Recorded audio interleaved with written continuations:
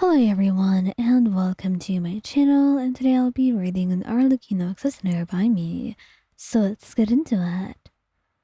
The air in Arlecchino's office is tense, thick, with unspoken words and sharp emotions. You stand near the desk, your arms crossed, watching her pace back and forth. The heavy wooden furniture and dim lighting made the space feel more like a chamber of authority than a place of comfort. The recent mission hadn't gone as planned, and now the two of you stand on the precipice of an argument that feels a little bit inevitable, no matter what either of you do. And so, you take a deep breath, preparing yourself for what would come next out of her mouth. Why didn't you follow the plan? Arlecchino's voice cuts through the silence, her tone icy and controlled, and yet you can hear the underlying frustration. Her eyes, usually so calculated and focused, now flash with an intensity that sent a shiver down your spine. You could tell she was upset, perhaps even beyond that. I did follow the plan, Arlecchino. I tried my best, but things changed on the ground. I had to adapt. Your reply, trying to keep your own voice steady. You know how she hates deviations, but sometimes flexibility is necessary. And given the current situation that you were in, you had no other option.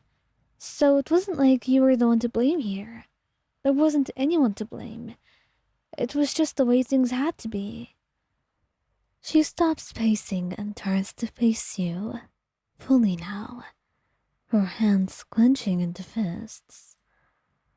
Adapt, or recklessly endanger the entire mission and our people. Do you have any idea what the consequences could have been? You take another deep breath, meeting her gaze head on. You knew you were in the right, and you were not just going to back off because she scared you sometimes when she was so intense. Yes, I do. And I made the best decision that I could have, with the information that I had. If I hadn't acted, the outcome could have been far worse. You retorted, feeling angry as well, even despite your own nervousness. And her eyes narrowed then, and for a moment, you saw a flash of something dangerous in her expression. Something you probably never thought you'd ever see, at least not directed at you. You think you know better than me? You think you can just improvise when lives are at stake? The argument escalates, and your voices keep on rising, each of you clinging to your perspectives, and the tension in the room builds like a force between you two. And that's when you know it's not about the mission anymore. It's about control, trust, and the delicate balance that you had to maintain in this relationship. The balance that was just on the edge of being ruined, or perhaps already had, with how much you were arguing right now. You don't trust me, you say, your voice just a little bit louder than you wanted it to be. After everything we've been through, and you still don't trust my judgment. What do you want me to do for you, Arlecchino? Arlecchino's eyes soften for a brief moment, but the hardness quickly returns.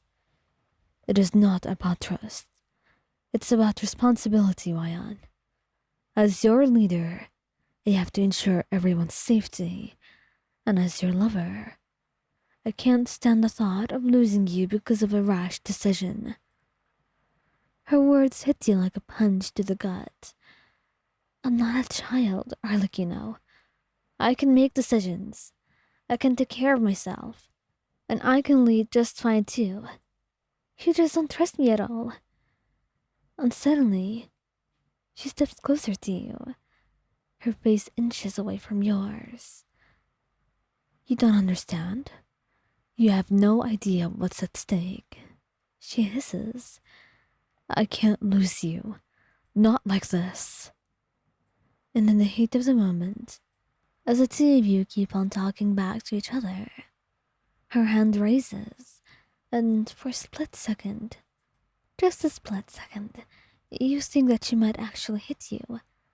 She never has before, but you don't know what happens in your mind that makes you feel that fear, and your heart races, and yet you stand your ground, refusing to show fear.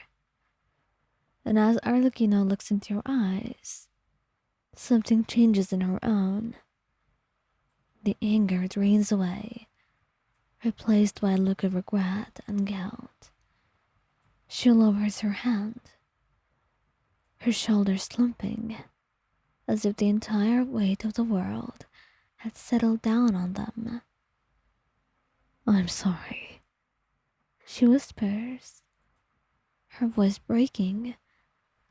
I didn't mean, I would never. You reach out, gently taking her hand. I know, and I'm sorry too. We both need to find a way to communicate better, to trust each other more. She looks at you, her eyes filled with emotion.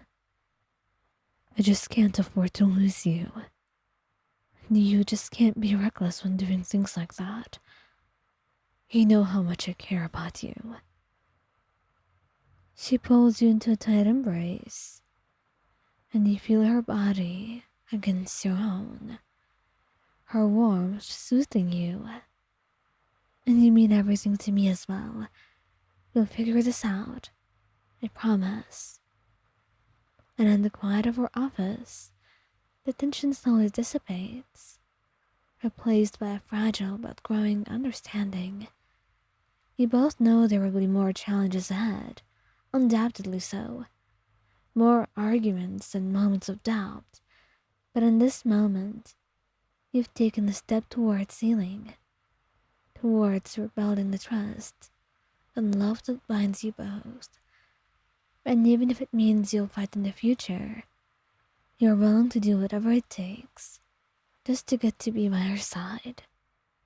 Being with Arlecchino was not always easy and nice, but she cherished you through your difficult times all the same, so it was the least that you could do for her too.